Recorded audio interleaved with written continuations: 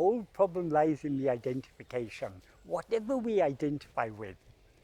I am a sannyasi, I am a hermit, I am living in a cave, I am a chief executive, I am a king, I am a beggar, I am this, I am that, I am following a spiritual path, I am worldly. All these are wrong identifications. I am practicing self-investigation, I am doing Atma-vichara, I am surrendering myself.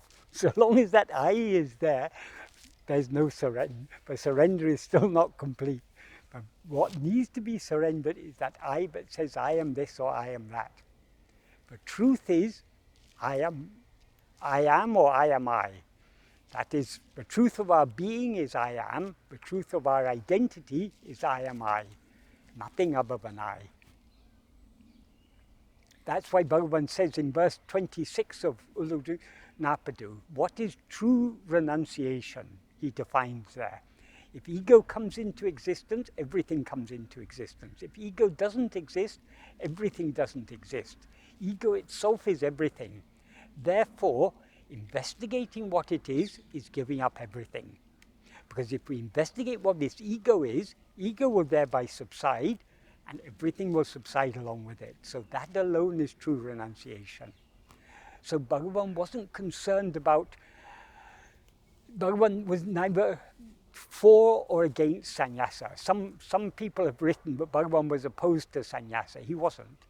But Bhagavan said, just like marriages comes according to destiny, according to prarabdha, sannyasa comes according to prarabdha. If it's our prarabdha to be a sannyasi, we cannot avoid it. If it's our prarabdha to be a grahastha, to be married with 10 children, we cannot avoid it. That's all outward. But the problem lies not in whether, what our outward role in life is. The problem lies in our identification with that. So as Bhagavan said, if there's a verse in Guru Vachaka Kavai in which Bhagavan says, the one who has destroyed ego alone is a true Brahmin and a true sannyasi. But very hard indeed is the destruction of ego for those Brahmins who think I am a Brahmin, I belong to the highest varna, the highest caste, and those sannyasi who think I am a sannyasi, I belong to the highest ashrama. So it doesn't matter what the outward role is, identifying with that is the problem.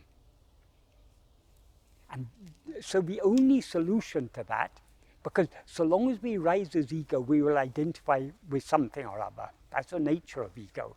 Urupatriyundam, grasping form, it comes into existence. So as soon as we rise as ego, we identify ourselves as a person. And the person has a story and has a role to play in life, either with sannyasi or with householder or with brahmachari or whatever it is. These are all external things, but as soon as we rise as ego, we identify with these. So that is the problem. So it's in order to put an end to all identity, we need to put an end to ego. And we can put an end to ego only by attending to ourselves. Because so long as we attend to anything other than ourselves, we are feeding and nourishing ego. Yes, although most of us are aware that whatever has to happen will happen, we are just not ready to surrender and sit quietly. Yeah. Because we don't yet want to. We still want to go outwards. And it's not even a matter of sitting quietly. Sitting quietly means the mind, the ego needs to sit quietly. Yes. The body, doesn't matter whether the body is sitting or standing or doing yogasanas or running or whatever it is. The body is not the thing. When Bhagavan was asked, what is the best asana? Bhagavan said, niditi asana. Asana means posture. In yoga they have so many postures. I know you know this, but just for the sake of anyone else watching this, niditi asana means deep contemplation. In the context of Bhagavan's teachings, attending to ourself alone is the correct niditi asana. So it's nothing to do with the body. It's to do with our attention. Is our attention going out towards other things or going inwards? If it's going in towards ourself alone, that is nididhyasana. Yeah. So when the ego is still around, when it's not yet been fully destroyed, can we get to a stage where the body, mind and speech perform their actions and we are totally disassociated with it? We can disassociate ourselves with all these things to the extent to which we subside. And we subside to the extent to which we hold on to self-attentiveness. So long as ego remains, it will continue trying to rise, and we have to continue holding on to our being. So the struggle continues till the end. And to the extent to which we rise as ego, we identify with things, and therefore there's doership and all these things come. Doership is inevitable so long as we take the body and mind to be ourself. Because then, if this body is myself, and now I am standing, previously I was sitting. If this mind is myself, I am thinking, I am, so it's ego is the cause of doer. I mean, doership is nothing but ego. So doership is inevitable when we rise as ego. And along with doership comes experiencership. So the ego is, as Bhagavan says in verse 38 of Ullujanapta, if one is the doer of action, one will have to experience the resulting fruit. So the doer and the experiencer is ego. And we cannot avoid doership and experiencership so long as we rise as ego. So the only thing, the only solution to all problems is to put an end to our rising as ego. We rise as ego by grasping things other than ourselves. We subside and dissolve back into ourselves only by grasping ourselves. But our experience is the body. So I'm this hand, I'm not the grass. Yes. So does consciousness expand, or does our experience of the consciousness expand over a period of time to... There's no... That is, when we talk about consciousness, now there's only one consciousness. Consciousness in its real form is pure, infinite, unlimited.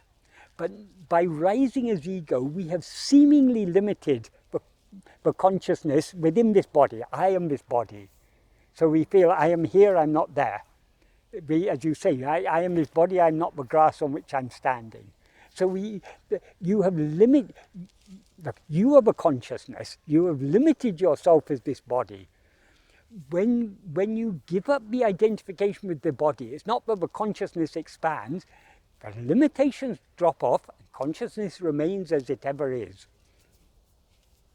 which is infinite. So the consciousness is never limited, it's only seemingly limited when we rise as ego.